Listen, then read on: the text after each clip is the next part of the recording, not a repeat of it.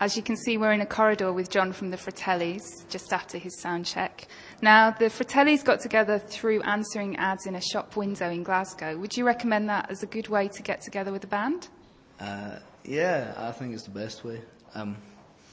Having been in bands with pals before, it always gets a bit weird and a bit tense when you get somebody who's not quite good enough to be there, you know.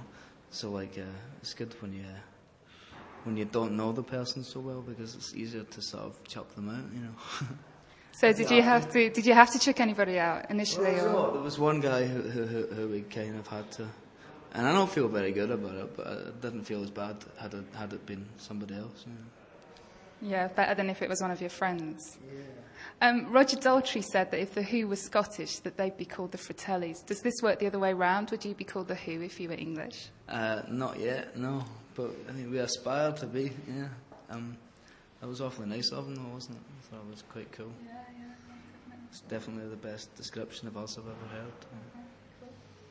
And you opened for the Police in their reunion tour. What was that like? It was rubbish. Well, they're a bit sort of middle of the road, you know, now. And I liked all the early Police stuff, and then it seemed to get a bit boring. And yeah, there's nothing like walking out into a baseball stadium in America, and nobody saying or shouting a thing. And then you pull on a guitar and you think maybe that's a bit of a giveaway, like maybe then they'll know who you are, and it's still nothing. And yeah, we got like 3 rounds of applause when we finished the first song, you know, maybe. Yeah, it was weird and rubbish. I don't advise it to anybody.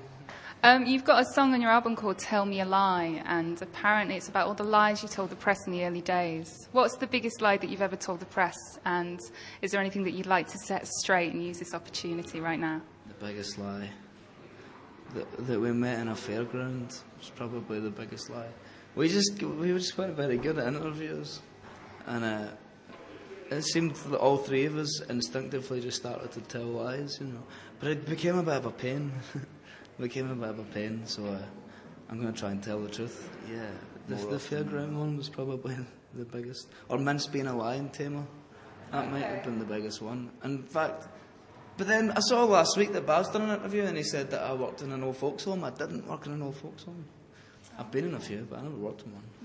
Have you got a bit of a raucous show for us tonight, since your music is quite raucous and sing-along? I hope so, yeah. We're playing sort of 3 tracks off the new album, and they're sounding pretty great to me, but not as good as Robert Plant's going to be. Yeah. So, apart from Robert Plant, is there anybody else that you're looking forward to seeing tonight in particular? I just downloaded recently the Spiritualized album. Was Ladies and Gentlemen, We're Floating in Space, because I'd had it years ago and then lost it, and then I downloaded it again, so just last week, so it was kind of funny that we've ended up on the same show. I've always liked Spiritualized. That should be cool. And Emmylou Harris is on as well, isn't she? Yeah, I'd love to talk to her, but I think I wouldn't give too good an account of myself. You'll have to not lie to her, won't you? I would be really truthful, but I think I would just annoy her, so I'm going to... And Robert Plant as well, I think I'm going to have to just... Because there's that little thing where you go, oh, should I?